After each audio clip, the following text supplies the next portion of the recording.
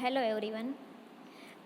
આજે ફરી વખત આપણે મત્સ્ય માછલી જે છે એના એક નવો ટોપિક કે એની વાત કરવાના છીએ. તો એમાં છે એનું પેરેન્ટલ કેર, પિતૃપાલન.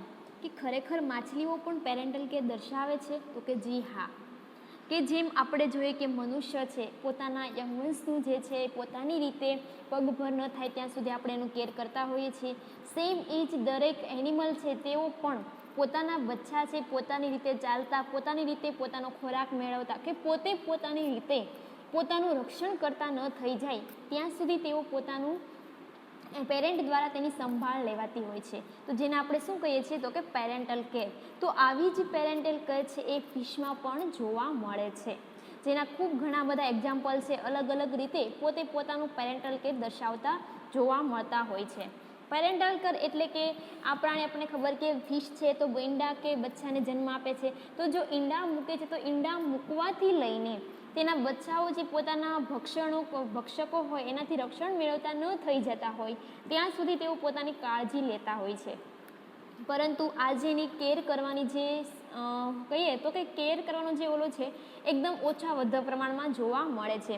કે ઘણા બધામાં ખૂબ હાઈએસ્ટ આપણે પેરેન્ટલ કેર જોઈ શકતા હોઈએ છીએ, તો ઘણા બધામાં થોડા ઘણા અંશે આપણે જોઈ શકતા હોઈએ. તો દરેક એનિમલમાં, દરેક સજીવ સૃષ્ટિમાં વધતા ઓછા પ્રમાણમાં આપણે પેરેન્ટલ કેર જોવા મળતી હોય છે, બરાબર. એને આપણે ઘણા બધા આપણે સારી રીતે આપણે એનાથી વેલ નોન છીએ બધા જ, કે આપણે આજુબાજુ જે જુદા જુદા પ્રમાણમાં આપણે ખૂબ સારી રીતે જોઈ શકતા હોઈએ છીએ. તો આવું જ પિતૃપાલન પેરેન્ટલ કેર જે છે આપણે જોવાની છે ફિશમાં.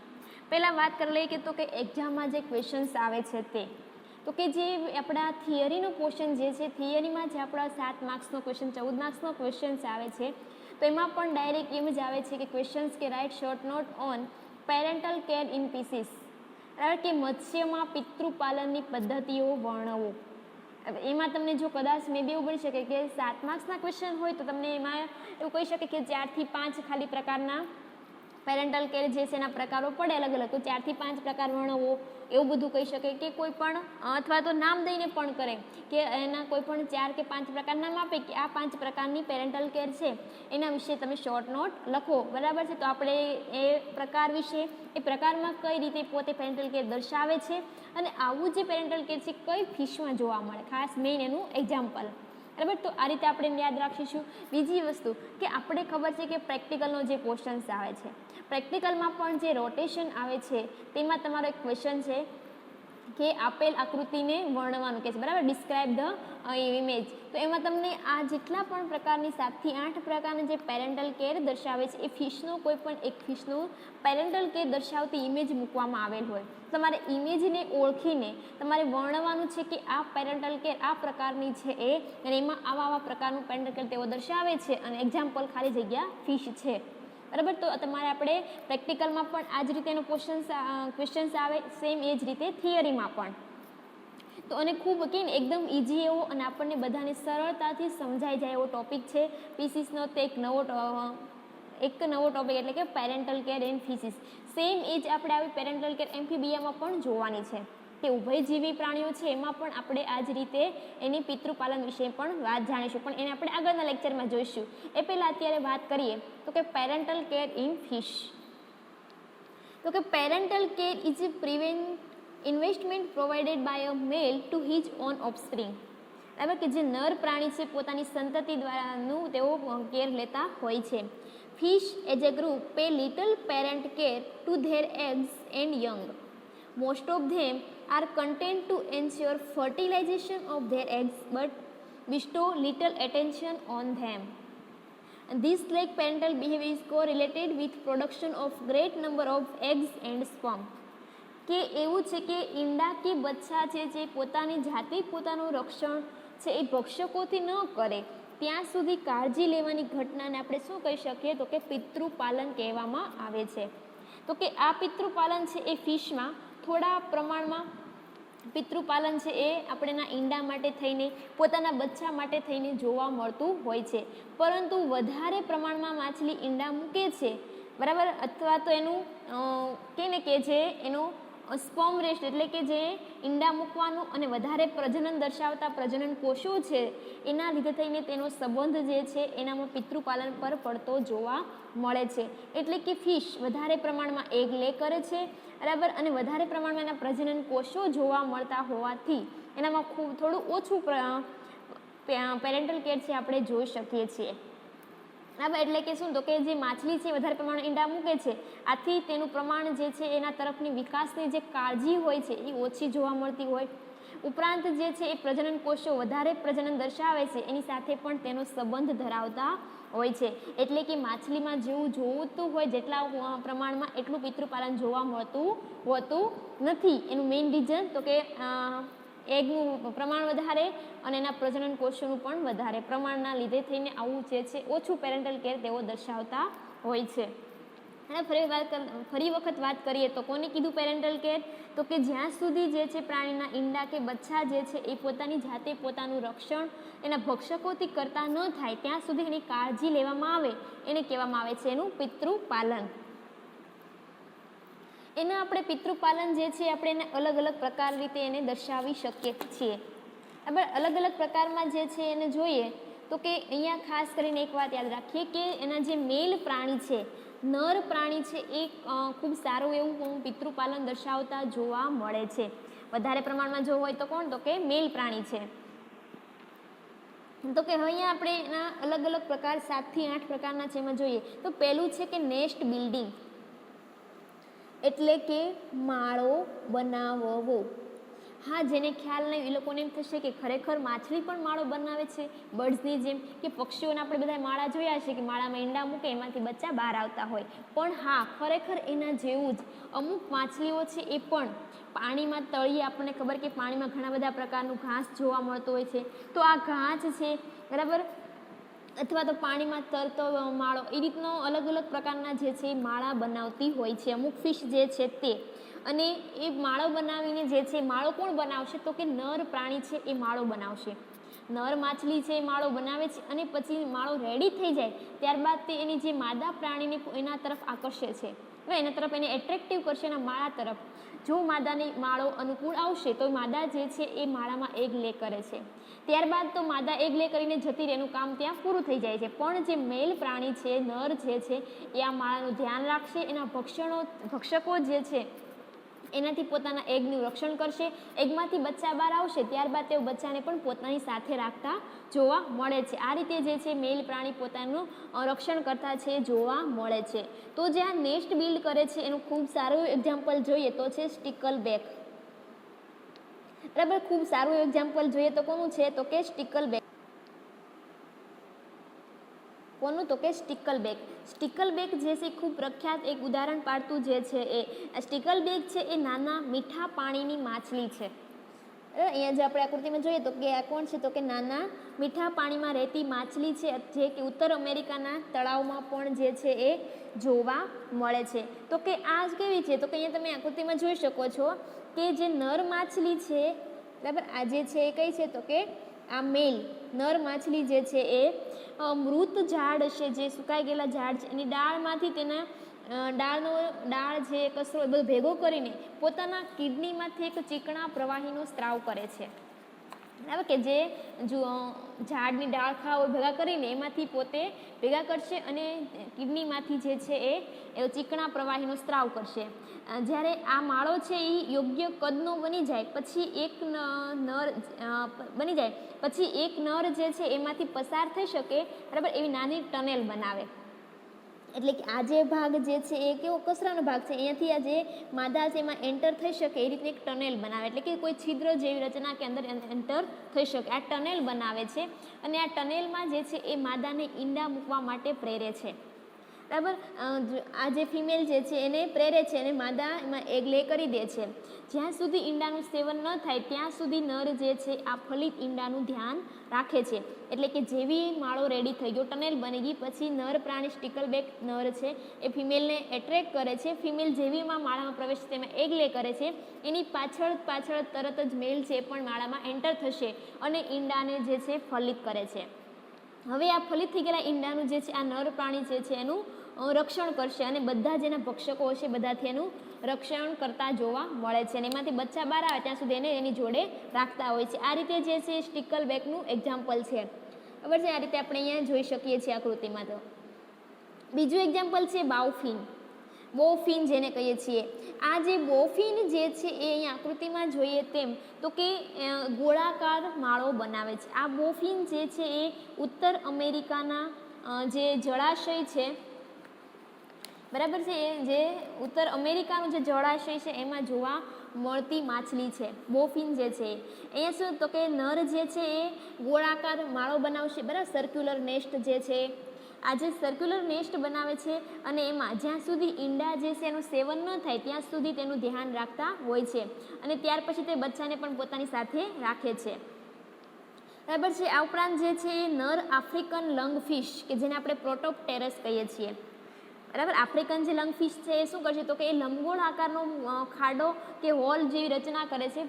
પાણીમાં જે ઘાસ રહેલું હોય એમાં ખાડો અથવા તો હોલ જેવી રચના કરે લંબગોળાકાર અને એમાં જે છે માદાને એગ લે કરવા માટે પ્રેરિત કરતી હોય છે. આમાં ઘણી વખત જે છે એ માદા માછલી 5000 જેટલા પણ એક જ માળામાં ઈંડા મૂકતી જોવા મળે છે. એક જ માળો એને બનાવ્યો હોય એમાં 5000 જેટલા પણ ઈંડા મૂકતી હોય છે અને જે નર જે છે એ ઈંડાની ખૂબ જ એકદમ કે ઉત્સાહથી એની કાળજી લેતા હોય છે. આ ઉપરાંત જે છે એ ઘણી વખત જે શું કહીએ તો કે જે ફિશ જે છે પાણીની ઉપરની સપાટી પર ઈંડા મૂકતી જોવા મળે છે. આ ઉપરાંત જે છે અમેરિકન લંગફિશ કે જેને આપણે લેપિડોસાયરન કહીએ છીએ. લેપિડોસાયરન જે છે એ શું કરે તો કે એ પણ માળામાં રહે છે અને એમાં પણ ટનેલ જેવું એક દર બનાવે છે અને આ પ્રકારથી માદાને પણ એમાં ટનેલમાં પ્રવેશવા માટે એને એટ્રેક્ટ કરે. આમ સમપ્રમાણે છે એ બહારના વાતાવરણમાંથી શુદ્ધ ઓક્સિજન લઈને પ્રસરણ મારફતે તેઓ રૂપાંતરણ પામેલા રુધિરને શું કરે નિતંબ મીનપક્ષ દ્વારા ઈંડા અને બચ્ચાને આપે છે, બરાબર. નર શું કરશે તો કે જે શુદ્ધ ઓક્સિજન છે વાતાવરણમાંનો એ લઈને એના પ્રસરણ મારફતે જ રૂપાંતરણ પામેલા રુધિર જે નિતંબ મીનપક્ષ છે એના દ્વારા શું કરશે ઈંડા અને બચ્ચાને આપે છે, બરાબર. આ રીતે પછી ઉપરાંત જે છે બીજી એક છે બેટા અને મેક્રોપોડસ. આ જે બેટા અને મેક્રોપોડસ છે એ કેટલીક બીજી માછલી કે એના નર જે છે એને મુખમાં ઈંડા લઈને બીજી જગ્યાએ તરતા મૂકે છે, બરાબર, કે જેને આપણે મ્યુકસ અને એર બબલ્સના બનેલા અહીંયા આપણે આકૃતિમાં જોઈએ તો કે એર બબલ્સના બનેલા હોય, ઘણી વખત મ્યુકસમાંથી પણ બનતા હોય છે. તો કે બેટા અને જે મેક્રોપોડ શું કે તો કે જેવી ફિમેલ જે એગ લે કરે એને પોતાના મુખમાં લઈ લે અને પોતાની તે અનુકૂળ જગ્યાએ જઈને ત્યાં પછી આ રીતના જે માળા હોય બબલ્સમાંથી બનાવેલા એ બબલ્સમાંથી એમાં મૂકીને પછી તેનું સેવન કરીને એનું રક્ષણ કરતા જોવા મળે છે.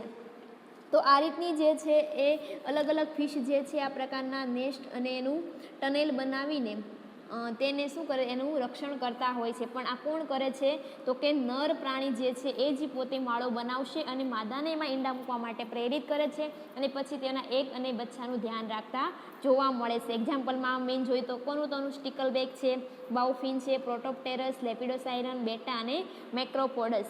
આ બધી ફિશ જે છે એ ડાયરેક્ટ તેઓ માળા છે બનાવીને પોતાના બચ્ચા અને ઈંડાનું રક્ષણ કરતા જોવા મળે છે. સેકન્ડ ટાઈપ છે એનો કોઇલિંગ અરાઉન્ડ એગ્સ, એટલે કે ઈંડાની ફરતે જે છે વીંટળાઈને એગ છે શું કરશે એની ફરતે વીંટળાઈને આ જે એના એગ્સ જે છે એની ફરતે વર્તુળાકારે જે છે તેઓ શું કરશે વીંટળાઈ જાય છે અને રક્ષણ કરે છે. એક્ઝામ્પલ કોનું છે બટરફિશ કે જેને ફોલિસ કહેવામાં આવે. ફોલિસ જે ફિશ છે એમાં પિતૃપાલન છે, નર જે પ્રાણી છે, બરાબર, એ શું કરશે તો કે ઈંડાની ફરતે વીંટળાઈ જાય અને જ્યાં સુધી ઈંડાનું સેવન ન થઈ જાય ત્યાં સુધી એની ફરતે દડાની જેમ એકદમ રોલ વાળીને જ રહે છે. આજે તમે જોઈએ કે આ એગ જે છે એની ફરતે એકદમ રોલની જેમ ગોળાકાર રીતે વીંટળાયેલું નર પ્રાણી છે જોવા મળે છે અને એ રીતે તેનું સેવન કરે છે અને તેમાંથી બચ્ચા બહાર આવે તેનું રક્ષણ કરતા જોવા મળે છે. એક્ઝામ્પલ કોનું કીધું ફોલિસ, બટરફિશ, જેમાં ઈંડાની ફરતે પોતે વીંટળાઈને રક્ષણ કરતા હોય છે. થર્ડ ટાઈપ છે એટેચમેન્ટ ટુ બોડી, એટલે કે શરીર સાથે ચોંટીને. બરાબર, અહીંયા આપણે જોઈએ આકૃતિમાં તો કે આ એનો જે હેડ જેવો રિજિયન જે છે બરાબર, ત્યાં આપણને આ એગ જે છે આખું એનું બંડલ ત્યાં આપણને ચોંટેલ ઉપર એના માથા ઉપર એને ચોંટાડીને રાખેલું એવું જોવા મળે છે. તો કે આમાં જે નર પ્રાણી જે છે ન્યૂ ગિનિયા ફિશ કુર્તુસ જેને કહીએ છીએ કુર્તુસ, એ કુર્તુસ છે એમાં જ્યાં સુધી ઈંડાનું સેવન ન થાય ત્યાં સુધી ઈંડાનો જથ્થો છે એના માથા પર હૂક જેવા પ્રવર્ધોની મદદથી તે જોડાઈને રહે છે. બરાબર, આ જોઈએ લખ્યું કે hook like process of dorsal fin spine, hook જેવી રચના કરીને એમાં એના ઈંડાનો જથ્થો છે એ જાળવી રાખે અને જ્યાં સુધી એનું સેવન ન થાય ત્યાં સુધી પોતાના હેડ સાથે ચોંટીને રાખે છે. એટલે કે એના શરીર સાથે ચોંટીને રાખતા ઈંડાનું કોનામાં, તો કે કુર્તુસ જે નામની ફિશ છે તેનામાં જોવા મળે છે આ પ્રકારનો. ચોથો ટાઈપ છે ઇન્ટેગ્યુમેન્ટરી કપ્સ, એટલે કે બાહ્ય આચ્છાદિત કપ દ્વારા. કોને કહેવાય, તો કે બાહ્ય આચ્છાદિત કપ જેવી રચના. બરાબર છે. આ એના આપણે જોઈએ તો કે શરીર ઉપર એને નાના નાના કપ જાણે ગોઠવેલા હોય એવું લાગે છે. તો કે આ કોનામાં, તો કે આસ્પ્રેડો છે, પ્લેટિસ્ટેકસ. બરાબર, પ્લેટિસ્ટેકસની આકૃતિ છે કોની, તો કે પ્લેટિસ્ટેકસની છે. શું કહે, તો કે આસ્પ્રેડો અને પ્લેટિસ્ટેકસ છે એનામાં ફલિત ઈંડા છે માદા તેના નરમ સ્પોન્જી જેવી ચામડીના ઉદર ભાગમાં રાખે છે.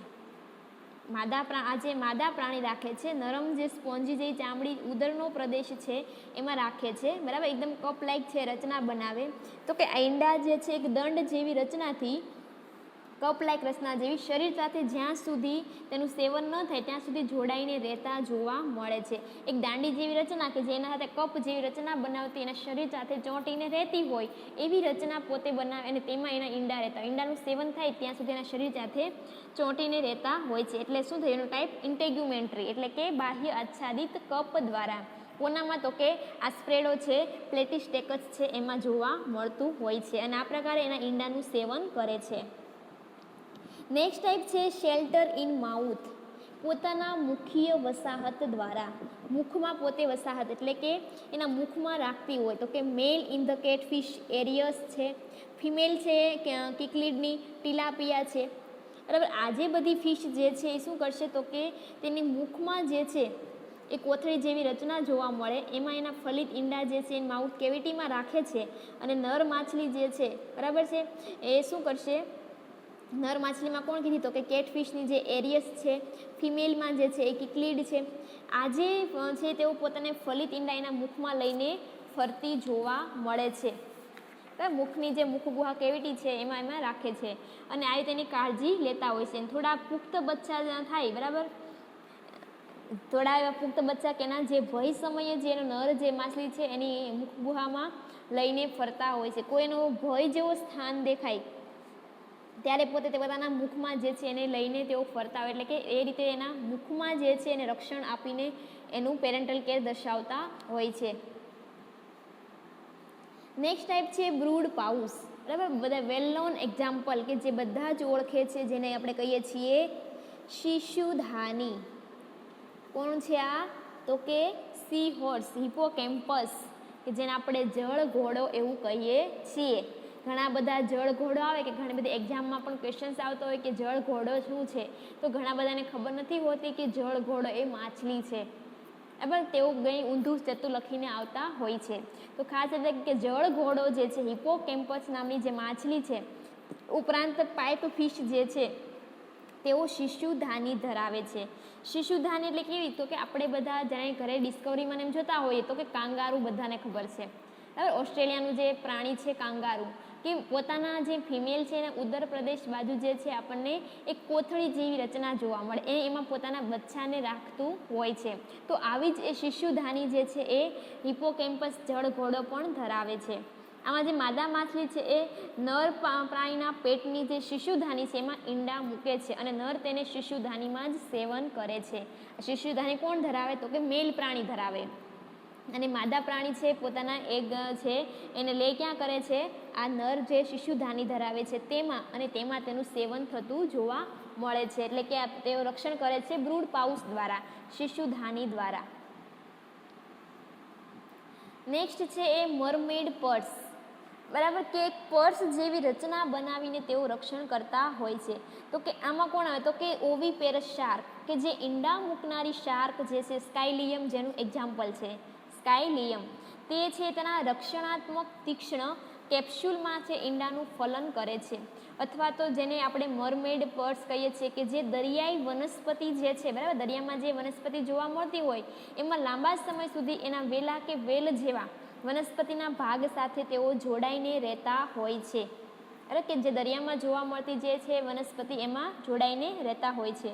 પુખ્ત પ્રાણી જે છે આ ઈંડાના ઉપરનું કવચ જે છે તોડીને બહાર આવતા જોવા મળે છે. આકૃતિમાં જોઈએ કે આ રીતે વનસ્પતિના જે વેલા તાતણા હશે દરિયાઈ વનસ્પતિના એના સાથે આ પર્સ જેવી રચના બનાવીને જોડાયેલું જોવા મળે. જેવું પ્રાણી એડલ્ટ બનશે ત્યારબાદ આનું કવચ તોડીને તેઓ બહાર આવે છે.